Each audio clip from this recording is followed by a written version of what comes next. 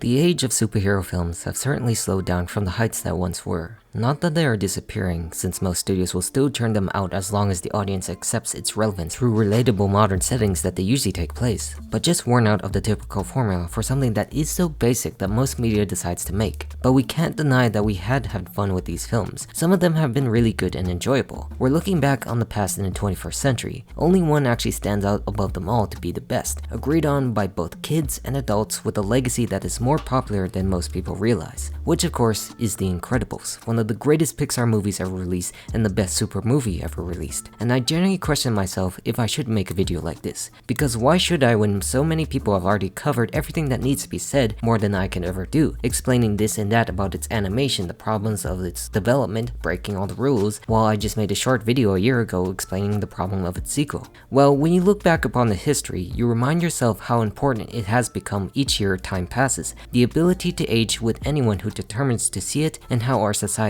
can relate to such goals. Because The Incredibles is more than just a superhero film if we do realize the core of what Pixar has already been teaching us, in the ability of the human heart. That it was all about the heart of the family and the drama that this life entails more than any other point of a person's powers or other general abilities, and how said abilities are more describing an individual's role in life when you think of the traits that most of us exhibit on a daily basis, whether it be a kid compared to his dad. The same thing can apply to anyone today, 20 years later in 2024 from its release back in 2004. A wild thought to think about, yet still relevant despite its time period and early age of animation shown. This is where you have to ask yourself, what makes life fulfilling? What brings out the best in you and the encouragement to continue on when the world seems against you? It's a question I find myself forming the basis of what The Incredibles entails when you look at the process of the film being developed to the literal story itself. That's the core idea I want you to really take away from this video, in the genius of where The Incredibles truly lied, talking about the mundane features that are most important above all in the life of the Pars. But before I start going back talking about the film again, I have to go back and explain about The Incredibles 2 as that comparison with the overall thoughts. Here we see a story that honestly still has the fun action and charm of the original, with the cast reuniting and upgraded animation visuals that makes it stylized and the best that Pixar could be capable of with those sequels, but also just not enough, as it does feel missing its basic element about what makes the original work. Its motivations in regards to villains and stakes are not fleshed out like it once was,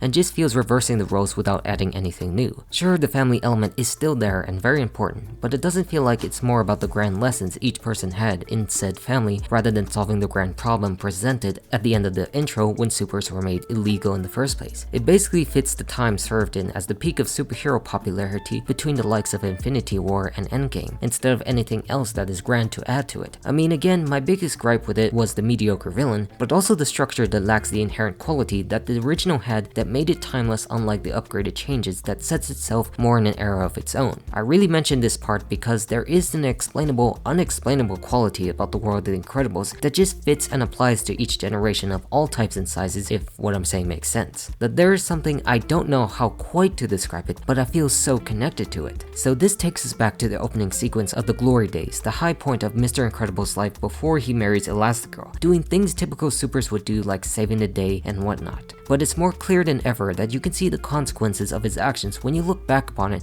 despite them doing the best for society, like saving this cat or preventing this attempted suicide. You enter this stage in life where you think you can do no wrong, being awe-inspired as a kid, such as the likes of Syndrome, and then relating to the power as a young adult, but cautious when you see things when you grow much older. The things can only take you so far, as others can be taken for granted, like Buddy Pines. This is where the villain gets elevated on another level too in the movie's beginning, with the genius because he was formed by the ignorance of the hero, brushed off of any chance he got because he was living on his high horse that he could do no wrong. I mean, also the fact that he still does care about the people and wants the best, and understands that people like Buddy would not understand that, but how he still lives upon that other branch that doesn't actually care about any consequential action, that each event in the chain reaction was just alright because he saved the day, rather than resulting him getting sued by those who would get hurt if they suffered their fates that would have been quick overall. It's kind of astonishing that such things were featured in this film when you look back on it, since I did watch it as a kid, but it still made total sense for it to happen to deal with such consequences when they were all forced to go underground, to the perception that we don't need these supers in our lives if things like this happen, if loss or tragedy is worse 10 times more than the other fate. The younger kids would sympathize with the heroes because they lost valuable heroes, while the adults can understand the general public view knowing that we value our own lives from being interrupted at all. This is where things get better for me in terms of where the film was headed after the wedding. You ask yourself what can go wrong when love is here to stay, but then of course everything else suddenly falls apart. 15 years later in the film, Bob Parr's life went from fulfilling to unfulfilling in such a painful, boring environment like an insurance company he works for in InsureCare.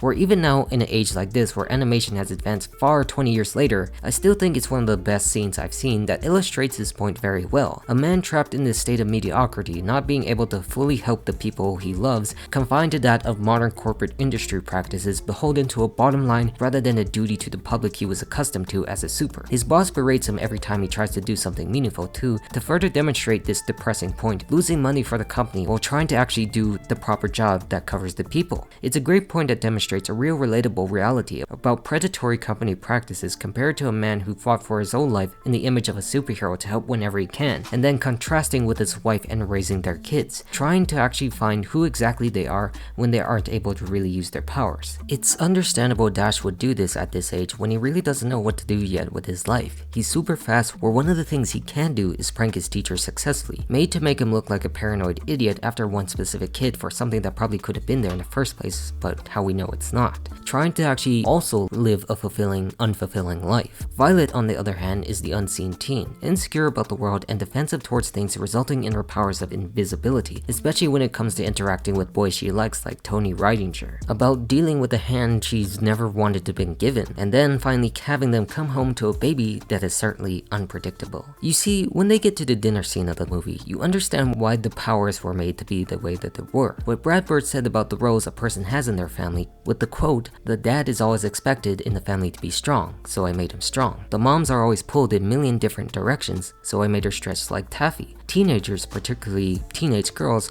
are insecure and defensive, so I made her turn invisible and turn on shields. And 10-year-old boys are hyperactive energy balls. Babies are unrealized potential." That he perfectly placed their powers because it matches every element a person has at their certain age in life, whether it be their emotional values and actually portraying that in the physical sense. Like sure, it could have been something different in terms of powers, but that wouldn't be as effective as what the true message was trying to teach you. Every person specifically has a power that pertains to their abilities in their heart, and how this man yearns to escape this pathetic cycle into something exciting again. Something that brings life meaning even if he doesn't know it quite yet, with the life of his family being what he needs rather than what he wants. It's still quite a bleak picture when you think about the words his Frozone says about seeing anyone from the old days, which we'll play later. You remember Gazerbee? Yeah, there was something about him in the paper. He had trouble adjusting to civilian life too. When's the last time you saw him? I don't see anyone from the old days, Bob.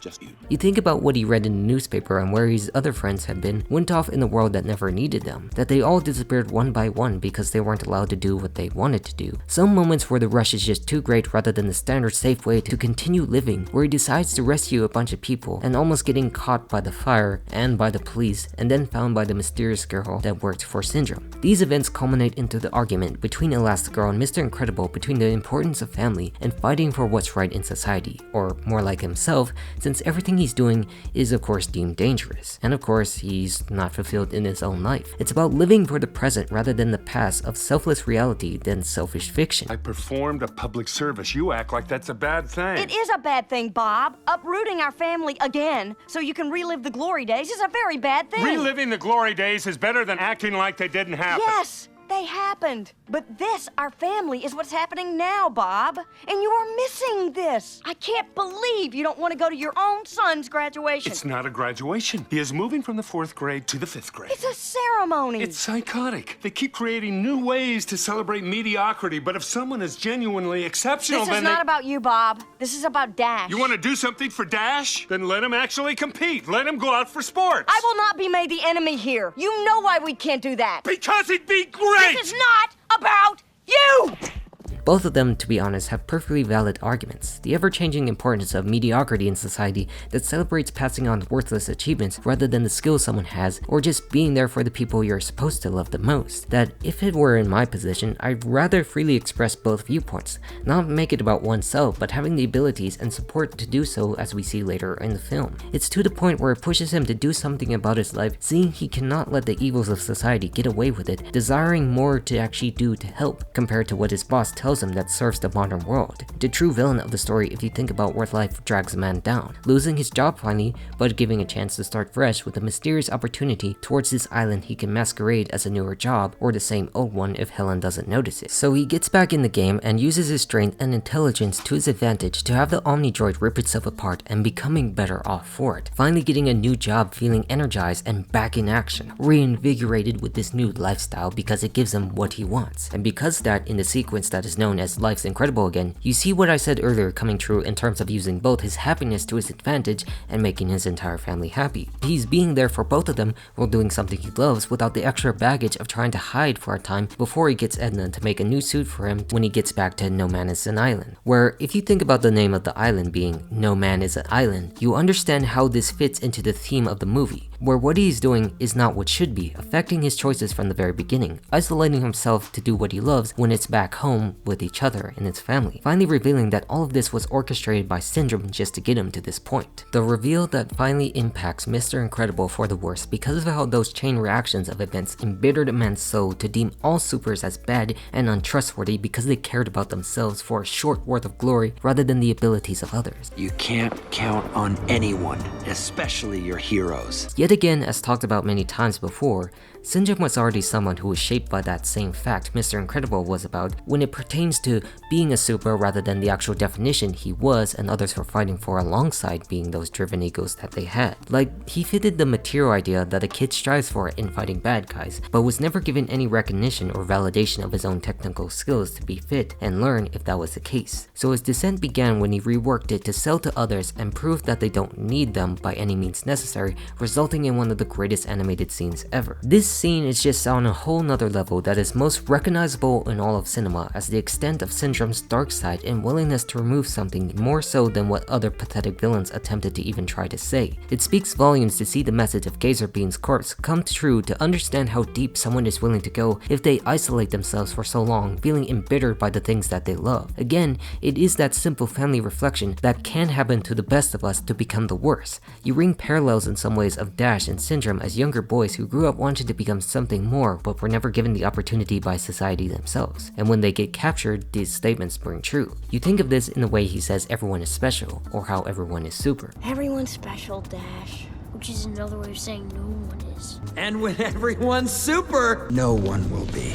That they both say that if everyone is the same, no one will be. No one will be different regardless of their skills, but coming from the side of I have to be unique compared to making everyone equal in terms of everything. The responsibility that validates how we don't need supers anymore because they don't care about us like we do as individuals, but reminding us how important that means to Bob when he wasn't there for family doing these things, and how Helen and the kids decide to go after him because they do care. They want him safe and wanted to be there for his family because that's what he really truly lives for in the present. Elastigirl is also one who learns greatly on this journey, learning that she shouldn't put too much pressure or expectations on their kids for what they have to hold or who she has to have them to be, knowing that they are in the same team.